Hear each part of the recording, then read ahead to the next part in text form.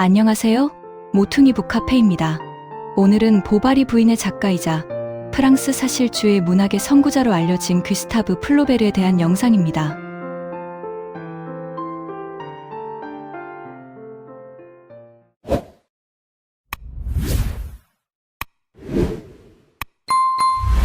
귀스타브 플로베르는 1821년 12월 12일 프랑스 노르망디의 루앙에서 태어났습니다. 부친 아실 클레오파스 플로베르는 루앙 병원의 외과의사이자 외과 과장이었으며 어머니 안주스틴 플로베르는 법률가 집안 출신이었습니다. 그는 병원 건물 안에 위치한 관사에서 성장했는데 어린 시절부터 질병, 수술, 시체 해부 등 인간의 물질성과 죽음을 가까이서 접했습니다. 이 경험은 그가 문학에서 감상주의를 배제하고 육체적, 구체적 묘사를 중시하는 태도로 이어졌다는 해석이 있습니다. 그는 1832년 리세 피에르 코르네유에 입학했으며 17세 무렵인 1837년경부터 단편과 희곡을 집필했습니다. 1830년대 프랑스 문단은 낭만주의가 지배하고 있었습니다.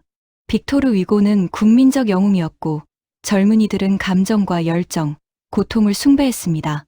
젊은 시절의 플로베르 역시 낭만적 작품을 썼습니다. 그는 열정적이었으며 과장되게 우울했고 스스로를 비극적 존재로 상상했습니다. 그러나 곧 그는 자신이 혐오하는 것이 바로 그 낭만주의적 과장임을 깨닫습니다. 나는 감정의 토사물에 질렸다. 그는 문학을 자기 고백의 도구가 아니라 형식의 예술로 만들고자 했습니다. 1841년 11월 플로베르는 파리 법과대학에 입학했지만 법학에 흥미를 느끼지 못했습니다. 1844년 1월 23일 플로베르는 간질성 발작으로 추정되는 신경 발작을 일으키고 의사였던 그의 아버지는 그가 사회활동에 적합하지 않다고 판단하며 학업을 중단시킵니다.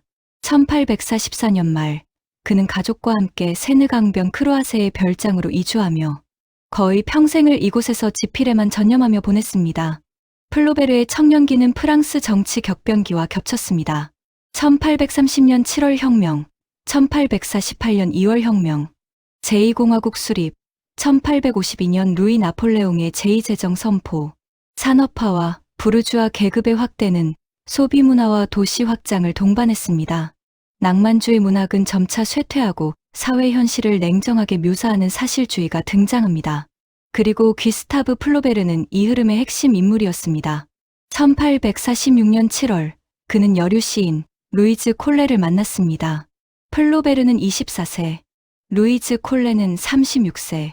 그녀는 이미 아카데미 프랑세즈 시 부문상을 4차례나 수상한 인물이었습니다. 그녀는 열정적이고 명성에 민감한 파리 문단의 중심에 있던 인물이었습니다. 플로베르는 정반대였습니다. 은둔적이고 냉소적이며 문장에 집착하는 인물. 두 사람의 관계는 육체적 열정으로 시작되었지만 곧 문학적 갈등으로 변합니다. 1846년부터 1855년까지 그들은 약 300통 이상의 편지를 주고받습니다. 이 편지들 속에서 플로베르는 자신의 문학 원칙을 정교하게 다듬었습니다. 1852년 1월 16일자 편지에서 그는 작가는 작품 속에서 신과 같아야 한다. 어디에나 존재하지만 어디에도 보이지 않아야 한다. 라고 했습니다. 루이즈는 그에게 명성과 활동, 문단의 중심인 파리로 오라고 요구했지만 플로베르는 크루아세를 떠나지 않았습니다. 그녀는 질투했고 그는 냉담해졌습니다. 흥미로운 점은 루이즈 콜레가 부분적으로 마담 보바리 속 엠마의 모델이 되었을 가능성이 있다는 것입니다. 그녀는 야망이 있었고 명성을 원했고 문단에서 인정받기를 갈망했습니다. 그러나 플로베르는 그녀를 복제하는 대신 루이즈가 대표하는 문학적 허용을 객관화하였습니다. 그는 사랑을 경험하면서 동시에 그것을 해부했습니다. 이들의 관계는 1855년에 종료되었습니다. 마담 보바리의 집필은 1851년 9월 19일에 시작되었다는 기록이 있습니다. 집필 기간은 약 4년 6개월. 그러나 플로베르는 하루에 몇 줄밖에 쓰지 못했습니다. 그는 자신의 서재에 낭독실이라 불린 공간을 만들었습니다. 그곳에서 그는 문장을 소리내어 외쳤습니다. 리듬이 깨지면 다시 썼고 형용사가 과하면 삭제했습니다. 감정이 직접적으로 드러나면 지웠습니다. 1852년 4월 30일 편지에서 그는 이렇게 말했습니다. 나는 문장을 쥐어짜고 있다. 마치 돌에서 피를 뽑아내듯. 그의 목표는 단 하나였습니다. 정확한 단어. 그는 이야기보다 문장의 균형을 더 중시했습니다. 이 태도는 발자크와 근본적으로 다릅니다.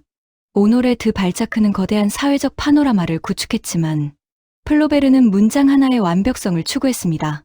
마담 보바리에서 주인공 엠마는 낭만주의 소설을 읽고 자란 여성으로 사랑을 절대화합니다. 그녀는 결혼을 구원으로 상상하고 사치품을 통해 자신의 삶을 장식하려 합니다. 그러나 현실은 지루하고 의사 남편 샤를은 평범합니다. 단조로운 시골에서 그녀의 욕망은 충족되지 않았고 그녀는 불륜을 저지르고 빚을 집니다. 그리고 비소를 삼키고 생을 마감합니다. 여기서 중요한 건 플로베르가 그녀를 판단하지 않는다는 점입니다. 그는 그녀를 비난하지 않고 동정하지도 않습니다. 그는 단지 보여줄 뿐입니다. 그러나 이 도덕적 중립성이 곧 재판의 이유가 되었습니다. 1856년 10월 1일부터 12월 15일까지 마담 보바리는 잡지 리뷰 드 파리에 연재되었고 1857년 1월 29일 플로베르는 공공도덕 및 종교도덕 위반 혐의로 기소되었습니다. 검찰은 이렇게 주장했습니다. 간통 장면이 지나치게 사실적이며 도덕적 교훈이 명시적으로 제시되지 않았다. 즉, 문제는 간통이 아니라 판단의 부재였던 것입니다. 결과는 무죄. 이로 인해 소설은 더욱 명성을 얻게 되었고 문학은 더 이상 도덕 교과서가 아니게 되었습니다. 예술은 비로소 자율성을 획득하기 시작했습니다. 아이러니하게도 그의 가장 냉혹한 소설은 가장 격렬한 연애 기간에 쓰였습니다. 그는 감정을 작품 안에 흘려넣지 않았습니다. 그는 감정을 압축하고 그것을 문장의 리듬으로 바꾸었습니다. 플로베르의 진짜 혁신은 주제보다 자유간접화법이라는 형식에 있습니다. 예를 들어 이런 문장입니다. 그녀는 마침내 사랑을 찾았다고 생각했다.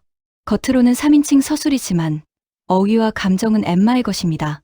독자는 화자의 목소리와 인물의 목소리를 동시에 듣습니다.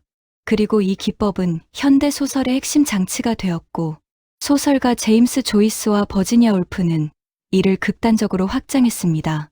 그는 화자를 투명하게 만들어 작가의 얼굴을 지웠습니다. 1892년 철학자 쥘트 고티에는 보바리즘이라는 개념을 제시했습니다. 자신을 다른 존재로 상상하는 인간의 능력.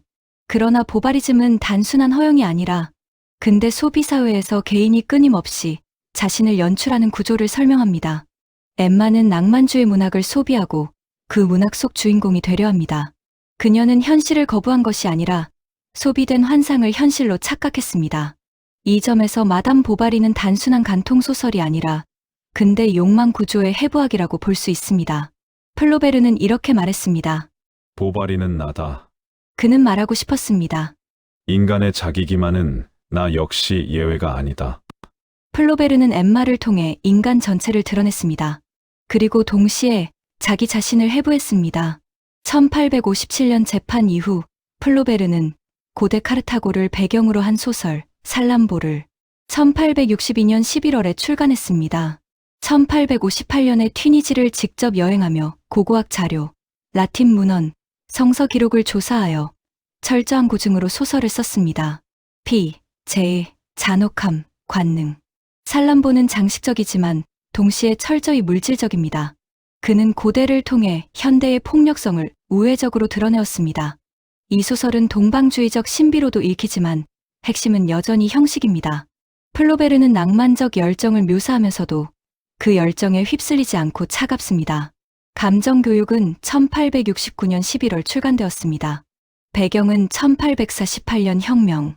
주인공 프레데릭 모로는 젊고 야망이 있고 사랑을 꿈꾸지만 아무것도 이루지 못합니다. 혁명은 실패하고 사랑은 소모되며 야망은 흐려집니다. 이 소설에는 영웅이 없고 결단도 없습니다. 플로베르는 혁명을 찬양하지도 비난하지도 않으며 단지 군중의 열광이 시간 속에서 얼마나 빨리 식어가는지를 보여줄 뿐입니다. 이 작품은 출간 당시 거의 외면받았지만 20세기 들어 근대적 허무의 가장 정확한 초상으로 재평가되었습니다. 1870년 프랑스는 프로이센과 전쟁을 벌이고 제2제정은 붕괴했습니다. 플로베르 역시 조카의 사업 실패로 상당한 빚을 떠안으며 경제 상황이 악화되었습니다. 그는 점점 더 고립되고 세상과 멀어지면서 문장에 점점 더 집착했습니다. 부바르와 페퀴셰는 그의 마지막 대작으로 끝내 완성하지 못한 채 1881년 그의 사후에 출간되었습니다. 1880년 5월 8일 플로베르는 크루앗의 자택에서 쓰러진 채 발견되었습니다. 사인은 뇌출혈, 향년 58세. 그의 장례식은 조용했지만 그의 문장은 이후의 문학을 완전히 바꿔놓았습니다. 에밀 졸라는 그의 객관성을 계승해 자연주의를 발전시켰고 제임스 조이스는 자유간접화법을 극단으로 밀어붙였습니다. 장 폴 사르트르는 플로베르를 부르주아 의식의 해부자로 분석했습니다. 철학자 롤랑 바르트는 그를 작가의 죽음을 예비한 인물로 평가했습니다. 플로베르는 낭만주의를 종결시키고 문학을 도덕으로부터 분리했습니다. 그는 문장을 과학처럼 다루며 인간을 영웅이 아니라 환상과 욕망의 존재로 묘사했습니다. 그러므로 그가 그린 엠마 보바리는 개인이 아니라 근대라고 할 수 있을 것입니다.